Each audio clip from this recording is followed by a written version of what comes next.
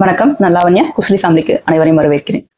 April 23 தேர்தல் திருவிழா சூப்பராக முடிஞ்சது. நானும் ஓட்டு போட்டேன்.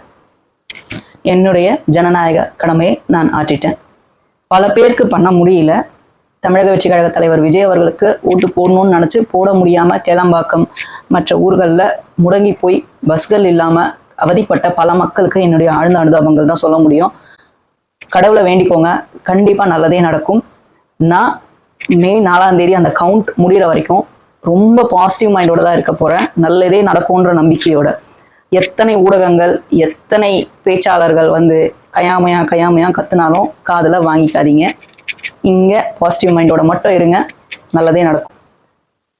இந்த தராசு ஷியாமுன்றவர் கூட ஒரு அளந்து விட்டாரு பாருங்க. அதாவது எஸ்ஐஆர் வந்து ஃபில் பண்ணி இப்போ ரெடியூஸ் பண்ணதால தான் பல பேரோட பெயர்கள் நீக்கப்பட்டதால தான் இப்போ இந்த இது ரேஷியோ வந்து அதிகமாயிருக்கு. அப்படி இல்லைன்னா ரேஷியோ கம்மியாக தான் காட்டியிருக்கோம் அப்படின்னு. ஆனால் ரேஷியோ படி பார்த்தா ரேஷியோ அதிகமாக இருக்குன்றது ஓகே. 20 லட்சம் வாக்காளர்கள் அதிகமாக காட்டியிருக்கேன் இந்த வாட்டி. இது ரேஷியோ இல்லை, எண்ணிக்கை. 20 லட்சம் வாக்காளர்கள் அதிகரிச்சிருக்காங்க இந்த வருட தேர்தலுக்கு. இது இத்தனை வருட தமிழ்நாட்டு அரசியல்லையே இல்லாத ஒரு பெரிய சேஞ்ச்.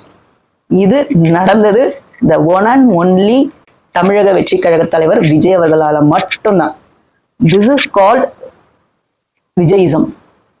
நீங்க பாக்குறவங்கள சில பேர் நினைக்கலாம், வெறி பிடிச்சவங்கடா, ஆரம்பிச்சிட்டாங்கடா, ரசிகர் வெறி, அந்த வெறி இந்த வெறி. இங்க தொண்டர்னு ஒண்ணு ஃபிக்ஸ் ஆயிடுச்சு. நம்ம அவருக்காக வேலை செய்யணும் அப்படின்றது முடிவாயிடுச்சு. அவர் வழியில நடக்கணும், அவர் சொல்றதை கேட்கணும், அவ்வளவுதான். மக்களுக்கு நாளைக்கு அவர் நல்லது பண்ணுவாருன்னு உள்ள வரேன்றாரு, வழி விடுவோம் அப்படின்ற ஒரு ஓப்பன் மைண்டோட மட்டும்தான் தமிழக வெற்றி கழகத்தின் பின்னாடி ஓடிட்டு இருக்கும். யாருமே இந்த ஓப்பு இதுக்கு முன்னாடி கொடுக்குற மாதிரியும் நடந்துக்கல. அவங்கள பொறுத்த வரைக்கும் இத்தனை வருடங்கள் நீங்க கவனிச்சு பாத்தீங்கன்னா தெரியும், எந்த ஒரு கட்சியில இருந்து இன்னொரு கட்சிங்க போனவங்கள யாருமே செலிப்ரேட் பண்ணது கிடையாது. ஆனா தமிழக வெற்றி கழகத்துல இருந்து யார் ஒருத்தர் மற்ற கட்சிக்கு போய் சேர்ந்தாங்கன்னாலும், நான் சொல்றது திமுக கட்சிக்கு இங்க இருந்து ஒண்ணுமே இல்லாத ஆளு, சும்மா நிர்வாகி இல்ல, அதாவது போஸ்டிங் கூட இருந்திருக்காது. தமிழக வெற்றி கழகத்துல இருந்து வராங்கனாலே அன்னைக்கு அவங்கதான் ஹைலைட். அந்த திமுக ஊடகத்திலையும் சரி, திமுகவை சார்ந்த ஊடகத்திலையும் சரி, திமுகலையும் சரி. யாரு அடித்தட்டுல இருக்கிறவங்க கூட அவங்க வந்து ரிசீவ் பண்ண மாட்டாங்க. அவங்களுக்கு வெல்கம் பெருவாரியா இருக்கும். உதயநிதி ஸ்டாலின் ஐயா ரிசீவ் பண்ணுவாரு, அன்பில் மகேஷ் அவர்கள் ரிசீவ் பண்ணுவாரு, செந்தில் பாலாஜி அவர்கள் ரிசீவ் பண்ணுவாங்க. பார்த்தா 1 மாசம் 1.5 மாசம், அதுக்கப்புறம் பார்த்தா பவ் அப்படின்றதுங்களாம் காணாம போயிடும். எங்க போனாங்கடா அப்படின்னு தேடி நீங்க பிஸ்கெட் போட்டா கூட வரமாட்டாங்க, போய் பதுங்கிப்பாங்க. எனக்கு நிஜம் எங்களெல்லாம் நினைச்சா எங்களுக்கு ரொம்ப சந்தோஷமா இருக்கு. அதே மாதிரி முக்கியமா இங்க ரொம்ப முக்கியமா ஒரு விஷயத்த சொல்லி ஆசைப்படுறேன். இத்தனை நாள் தமிழக வெற்றி கழகத்துக்காக கஷ்டப்பட்டு வேலை செஞ்சக்கும் அண்ணன் தம்பிகளுக்கும் அக்கா தங்கைகளுக்கும் எல்லாருக்கும் என்னுடைய மனமார்ந்த நன்றிகள். எனக்கும் சேர்த்து சொல்லிக்கிறேன். ஏன்னா நானும் டைட்டுக்கெல்லாம் தூக்கம் இல்லாம வீடியோ எல்லாம் ப்ரிப்பேர் பண்ணுவேன். அச்சோ இன்னைக்கு இதை போட்டுருணும், அச்சோ இன்னைக்கு இதை போட்டுருணும், தலைவர் அவர்களுக்காக இதை போடணும் அப்படின்னு ப்ரிப்பேர் பண்ணணும். என்னால முடிஞ்ச அளவுக்கு என்னுடைய கான்ட்ரிபியூஷனை கொடுத்தேன். கடவுள் புண்ணியத்துல நல்லபடியா முடிஞ்சதுன்றதுல ஒரு வகையான சந்தோஷம். ஆமா, நான் ஒண்ணு கேள்விப்பட்டேன். ஜனநாயக கடமை ஆற்றணும்னு ஒரு விஷயம் இருக்கு. ஜனநாயக கடமை ஆற்றாதவங்க எலெக்ஷன்ல நிக்கலாமா? என்ன காரணம்? ரொம்ப முடியாத பட்சத்துல, அவரால் நடக்கவே முடியாது, அவங்களால எதுவுமே பண்ண முடியாது, ரொம்ப சீரியஸ் கண்டிஷன்ல இருக்காங்க அப்படின்னா கூட ஓகே. எங்களுக்கு தெரிஞ்சவங்க ஒருத்தவங்க கரெக்டா இன்னைக்கு காலையில எலெக்ஷன் 23rd எலெக்ஷன்னா, நான் அன்னைக்கு நைட்டு முன்னா நாள் நைட்டு 1 மணிக்கு குழந்தை பிறக்குது. ஸோ இப்படிப்பட்டவங்களாம் வர முடியாது. அவருக்கு குழந்தையும் பிறக்கல, எந்த சர்ஜரியும் நடக்கல, சீரியஸாவும் இல்லை. ஆனா கோயம்புத்தூர் டு கரூர் வர முடியாதா? திரு செந்தில் பாலாஜி அவர்களை தான் சொல்றேன். இங்க வந்து ஏன் ஓட்டு போடல? ஏன் அவருடைய ஜனநாயக கடமையை ஆற்றல? இப்படிப்பட்டவருக்கு வேற போஸ்டிங் கொடுப்பாங்களா ஜெயிச்சா நாளைக்கு? இது நியாயமான விஷயமா?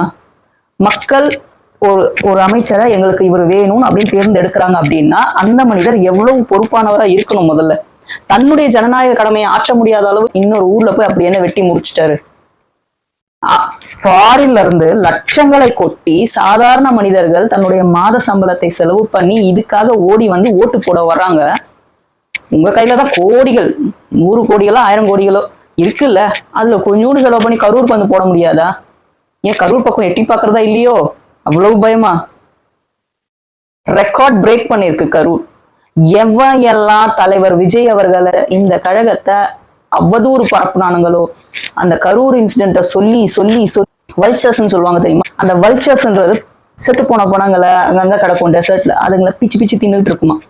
அந்த மாதிரி கொட்டி தின்ற வல்ச்சர்ஸா தான் நான் இவங்களெல்லாம் பாக்குறேன். அப்படி தின்னுகிட்டு இருந்தாங்க இத்தனை நாள். நீங்க தான் காரணம், நீங்க தான் காரணம். இந்த கரூர் எலெக்ஷன்ல இருக்கிறதுலே ஹையஸ்ட் போலிங், மக்கள் யார் பக்கம் இருக்காங்கன்னு ரிசல்ட் அன்னைக்கு தெரியும். ஒவ்வொருத்தனுக்கும் செருப்படி. அதுல நீங்க ஒரு பக்கம் பேசுங்கன்னா மக்கள் டிசைட் பண்றதுதான். மக்கள் தான் நாளைக்கு அங்க டிசைடிங் ஃபேக்டர். எல்லாம் அவங்கவுங்க வாய, வாடகை வாய, காசை இப்படி நம்புனாங்க. ஆனா தலைவர் விஜய் அவர்கள் மட்டும்தான் கரூர் மக்களை நம்பினாரு. நீங்க என்ன நம்புறீங்க, எனக்கு அது போதும் அப்படின்னு நின்னாரு. அந்த மனுஷனுக்கு, அந்த மனசுக்கு நல்லதே நடக்கும். நான் திருப்பியும் சொல்றேன், நிச்சயமா நல்லதே நடக்கும். துளி கூட இதுல சந்தேகமே கிடையாது. ரொம்ப நாளா ஒரு சாக்கடை ஆள் ஒருத்தன் வந்து சாக்கடையிலேயே ஊர்ந்துகிட்டு இருப்பானே, அது மட்டும்தான் அவனுக்கு தெரியும். அதுலயே புறந்து பேசிக்கிட்டே இருப்பான். கயாமையாம் அது வந்து அதாகப்பட்டது என்ன என்றால், அது என்னவென்றால் இது இப்படி, அது எப்படி, எனக்கு தெரிந்ததெல்லாம் நியாயம் தர்மம் அப்படின்னு பேசுவான் இல்லையா. அந்த சாக்கடை ஃபெல்லோ வந்து அவங்க கட்சியிலேயே ஒரு பெண் தாக்கப்பட்டாங்க. இத்தனைக்கும் கர்ப்பிணி பெண். தமிழக வெற்றி கழகத்து பெண்களை ஆபாசமாக ஒரு தற்கூறி பேசினான்னு அவனுக்கு எதிராக தலைவர் விஜய் அவர்கள் போய் டிஐஜி ஆபீஸ்க்கு கம்ப்ளைண்ட் கொடுத்தாரு. இந்த பெண்கள்லாம் பண்ணது தப்பு, இதுக்கு வேற சப்போர்ட்டான வேற பேசினா வாய்கள் சிலது. ஆனா இந்த சாக்கடை ஃபெல்லோ, இந்த சாக்கடையிலேயே ஊர்ன இந்த ஃபெல்லோ என்ன பண்ணா, இன்னைக்கு 24, நான் இந்த வீடியோ ரெக்கார்ட் பண்ணும்போது நைட் 9 மணி, அதாவது நடந்தது டிசம்பர் 23, அதாவது கிட்டத்தட்ட 18 மணி நேரங்களுக்கு முன்னாடின்னு வச்சுக்கோங்களேன். சரி, 15 மணி நேரங்களுக்கு முன்னாடின்னு வச்சுக்கோங்களேன். அப்போல இருந்து இப்ப வரைக்கும் ரியாக்ட் பண்ணாம இன்னைக்கு மதிய நேரத்துல ஒரு நாள் கழித்து சீமான் அவர்கள் வந்து போராட்டம் நடத்தப்படும் சொல்றாரு. இந்த ஒரு நாள் கழித்து இடும்பாவனம் கண்டனம் தெரிவிக்கிறாரு. இந்த சாக்கடை ஃபெல்லோ மட்டும் வாயே திறக்கல. இப்போ ஒரு வீடியோ ரிலீஸ் பண்ணியிருக்கான் ஒரு கொஞ்ச நேரத்துக்கு முன்னாடி, நான் இந்த வீடியோ ரெக்கார்ட் பண்றதுக்கு முன்னாடி. அதுல போடுறான் மொத்தமா அது ஒரு 35 நிமிஷம் என்னமோ வீடியோன்னு நினைக்கிறேன். எவ்வளவு நேரம் வீடியோ தெரியல.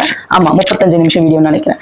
அதுல லாஸ்ட் 5 நிமிஷம் இவங்களை பத்தினது, 7 நிமிஷம், லாஸ்ட் 7 நிமிஷம் இந்த பெண், கர்ப்பிணி பெண்ணை பத்தினது. எனக்கு சத்தியமா புரியல. அவ்வளவு லாஸ்ட்ல போடுற இன்ஃபர்மேஷனா அந்த விஷயம், முக்கியமான மெயினே அதுதானே. அதை வச்சுதானே இன்னைக்கு ஃபுல்லா நீ இது பண்ணிருக்கணும். நேத்து தேர்தல் சரி, ஓகே, முடிஞ்ச 6 மணிக்கு மேல கண்டனங்கள் கம்ப்ளைண்ட் பறந்துருக்க வேணாமா? நீ ஒரு நியாயமான ஆம்பளையா இருந்தா, உன்னோட கட்சியில இருக்க பெண்களுக்கு எல்லாம் நீங்க எல்லாம் கவசமா நிப்பீங்க அப்படின்னா, நேற்று 6 மணிக்கு ரியாக்ட் பண்ணிருந்தீங்கன்னா நீங்க எல்லாம் ஆம்பளைங்கடா. நீ எல்லாம் வெளியே ஆம்பளைன்னு சுத்தாத பேண்ட் சட்டை போட்டுட்டு. இதுல வந்து இப்ப தலைவர் விஜய் அவர்கள் பேண்ட் ஷர்ட் அவங்க கலர்ல எல்லாம் போட்டு வந்து போடுறது உனக்கு கண்ணை ஊர்த்துது. பார்க்க தானே போறோம் மெயின் ஆளு. முக்கியமா இந்த சாக்கடையை நம்பாதீங்கன்னு சொல்றது காரணமே வந்தா, இந்த சாக்கடைனாலதான் இந்த நாம் தமிழர் கட்சிக்கு அழிவு காலம். சீமான கூட நான் மன்னிச்சிருவேங்க. அவருடைய பர்சனல் லைஃப்ல பண்ண தப்புகள் எல்லாம் போனா போதும், தப்பு விட்டுருவேங்க. அவர் சொல்ற இதுவெல்லாம் ஓகே. அது எப்படி இம்ப்ளிமெண்ட் பண்ணுவார், ப்ராப்பரா ஒரு படிச்சவரை அதை எக்ஸிக்யூட் பண்றதுக்கு நல்ல மூலக்கார ஒருத்தரை வச்சு அதை வச்சு இப்படி பண்ணலாம்னு ஒரு வழியா இன்னும் ஒரு 10 வருஷம் கழிச்சு சொன்னாருன்னா மக்களுக்கு புரிய ஆரம்பிச்சதுன்னா அப்போ ஏத்துப்பாங்க. ஆனா அதுக்குள்ள அழிச்சு முடிச்சு தின்னு செதுல வெட்டி நாம் தமிழர் கட்சியை பிச்சு போட்டுட்டு இவன் நல்லா கொழுத்து போறான். இந்த கட்சியை ஆதரிக்கிற மக்கள் பார்க்கதான் போறாங்க. ஏன்னா வெக்கமா இல்ல, உங்க கட்சியில ஒரு பொண்ணு, அந்த பொண்ணுக்கு இந்த நிலைமை, நாளைக்கு அந்த பொண்ணுக்கு பிறக்க போற குழந்தை நிலைமை என்ன? நீ இங்கெல்லாம் எந்த நேரத்துல நாங்கள் சிறுத்தைகள், நாங்கள் புலிகள், நாங்க பிராண்டுவோம், குதிப்போம், பிச்சுக்குவோம், நாங்க வந்து என்னது கேஸுக்கெல்லாம் பயப்பட மாட்டோம், நாங்க ஜெயிலுக்கு எல்லாம் போனது புதுசு கிடையாதுன்னு பேசின கழிசடைங்க தானே நீங்க எல்லாம். அந்த பெண்ணுக்கு என்னன்னு கேட்க துப்பு இல்லாத ஜென்மங்கடா நீங்கெல்லாம். இப்பயும் சொல்றேன், அந்த பெண்ணுக்கு நடந்தது அவ்வளவு பெரிய அநியாயம். தமிழக வெற்றி கழகத்தின் சார்பா ஒரு பெண்ணா நான் குரல் கொடுக்குறேன். தமிழக வெற்றி கழகத்துல ஆல்ரெடி பல பேர் குரல் கொடுத்துட்டாங்க. தவறு மிகப்பெரிய தவறு. இதுதான் எங்க கட்சிக்கான மாண்பு. என்ன உங்க கட்சியிலேயே ஒண்ணு நடந்தாலும் அதுலயும் அந்த முக்கியமான விஷயம் திமுக இதை செய்தது மிகப்பெரிய தவறு. திமுக கும்பல் அவங்கள வந்து அந்த திமுக கும்பல் யாருன்னு பார்த்து அவங்கள வந்து அரெஸ்ட் பண்ணணும். இது கடும் கண்டனங்களை தெரிவிச்சுக்கிறோம் அப்படின்னு சொல்றான். திமுகவுடைய தலைவர் யாரையா இப்போ? முக ஸ்டாலின் பேர் வரல, உதயநிதி ஸ்டாலின் பேர் வரல, எந்த ஒருத்தருடைய பேரும் வரலங்க. ஏன்னா அப்படியாட தின்னுட்டு அவங்க கிட்ட உப்ப வாங்கி தின்னுட்ட அவ்வளவு கொடுத்து வாயை ஒட்டிட்டாங்களா பேர் சொல்லக்கூடாதுன்னு? தைரியம் இல்ல. போ வீட்டுக்கு போ, வீட்டுக்கு போய் சத்தியமா சொல்றேன், அதுல இன்னமும் யாராவது பெண்கள் இருந்தீங்கன்னா உங்களுக்கு அசிங்கம். நான் இப்பயும் சொல்றேன், தமிழக வெற்றி கழகத்துல பெண்களா இருக்கிறதுக்கு நாங்கெல்லாம் ரொம்ப சந்தோஷப்படுறோம், ரொம்ப பெருமைப்படுறோம். வேஸ்ட். அடுத்தது இந்த திமுக அமைச்சர் சேகர் பாபு கிட்டத்தட்ட வயிற்றுல செல்போனை வச்சு குத்துனதா, அடிச்சுடுவேன் கொன்னுடுவேன்னு பப்ளிக்ல மிரட்டுறாரு. அவ்வளவு இதுவா அங்க சுத்தி அவருக்கு சார்பா அவருடைய சப்போர்ட்டர்ஸ் எல்லாருமே எகிரின்னு போய் அவரை வந்து அடிக்க போறாங்க. என்ன எந்த ஊர்ல நம்ம வாழ்ந்துட்டு இருக்கோம் எனக்கு தெரியல. ஒரு மினிஸ்டர், எந்த மினிஸ்டர், அறநிலையத்துறை அமைச்சர், அவரு எகிரிட்டு போறாரு அடிக்கிறதுக்கு. ஒரு சாந்தம் கிடையாது, ஒரு பண்பு கிடையாது, ஒரு மாண்பு கிடையாது, ஃபுல் ரவுடி. நான் இவரை பத்தி ஆல்ரெடி என்னுடைய வீடியோல பேசியிருக்கேன். எங்க குடும்பத்துல எப்படி நாங்க அஃபெக்ட் ஆயிருக்கோம் இவரால அப்படின்னு நான் சொல்லியிருக்கேன். அங்க வந்து போலீஸ் கண்டிச்சதாவும் தெரியல, சும்மா பிரிச்சு விட்டு அமுச்சு விட்டுருக்குறாங்க. ராத்திரி வரைக்கும் போராடுறாங்க அந்த இடத்துல அந்த மனிதர்கள். தாவேகா சார்பா ராத்திரி வரைக்கும் போராடிட்டு இருக்காங்க.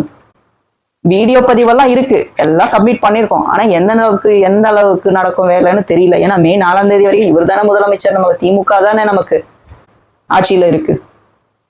இன்னொரு இடத்துல ராணுவ வீரர் வந்து வழி அமைச்சு விடுறதுக்காக விசில் எடுத்து ஊதுனாராமா.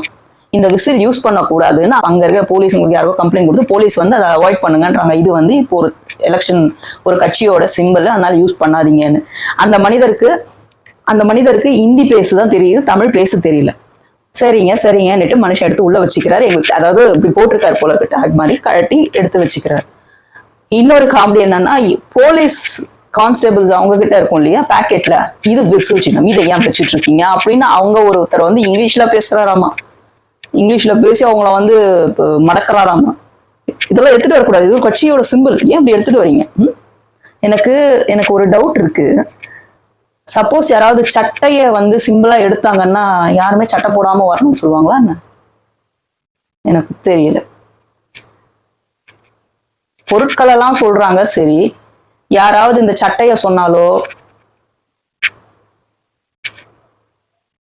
என்ன பண்ணுவானுங்களோ.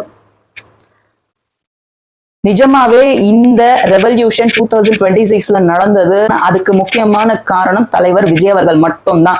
இதற்கு தலைவர் விஜய் அவர்களுடைய அலை மட்டுமே தான் காரணம். திஸ் இஸ் த ரியல் விஜயிசம் தான் இது.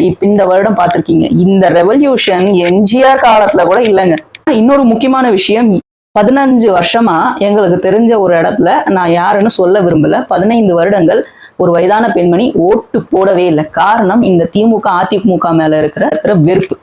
என்ன செஞ்சுட்டாங்க இவங்க, என்ன வந்து இங்க முன்னேறிடுச்சு ஊருன்ற கோவத்துல ஓட்டு போடாம இருந்தாங்க கிட்டத்தட்ட 15 வருடங்களா. இந்த ஏப்ரல் 23 15 வருடங்கள் கழித்து அந்த 65 வயது பெண்மணி போய் ஓட்டு போட்டுட்டு வராங்க. காலையில 7 மணிக்கு போலிங் பூத்துல நிக்கிறாங்க. காரணம் விஜய்க்காக போறமான்றாங்க. எவ்வளவு ஆச்சரியகரமான விஷயம் தெரியுமா? So be in positive mode. நிச்சயமா நல்லதே யோசிப்போம், நல்லதே நடக்கும். மே 4ஆம் தேதி வரைக்கும் பாசிட்டிவ் மைண்டோட இருங்க. நிச்சயமா நல்லது நடக்கும். யார் சொல்றதையும் அப்படி இருக்கணும். எதிர்த்து பேசாதீங்க. இன்னும் நம்ம இதுக்கு மேல நிறைய கடக்க வேண்டியிருக்கும். முக்கியமா இன்னொரு விஷயம் நான் ஷேர் பண்ணிக்க ஆசைப்படுறேன். ஸோ இத்தனை நாள் நான் எலெக்ஷன் டீடைல்ஸ் பத்தி பேசிட்டு இருந்தேன், எலெக்ஷன் தமிழக வெற்றி கழகத்தை பத்தி பேசியிருந்தேன், தலைவர் விஜய் அவர்களுக்கு சப்போர்ட்டா பேசிட்டு இருந்தேன். இதற்கு மேலும் தமிழக வெற்றி கழக தலைவர் விஜய் அவர்களுக்கு சப்போர்ட்டா தான் பேசுவேன். அதையும் தாண்டி டெய்லி அப்டேட்ஸா நல்ல விஷயங்களை உங்ககிட்ட கொண்டு வர பார்ப்பேன். It may be cinema, it may be real life incidents or whatever it is. Please support me. இது வரைக்கும் நான் இந்த வார்த்தையை சொன்னது கிடையாது, but hereafter please support me. Thank you so much. பலமா இருப்போம், பயங்கரமா இருப்போம், நல்லதே பேசுவோம், நல்லதே நினைப்போம். நன்றி, வணக்கம்.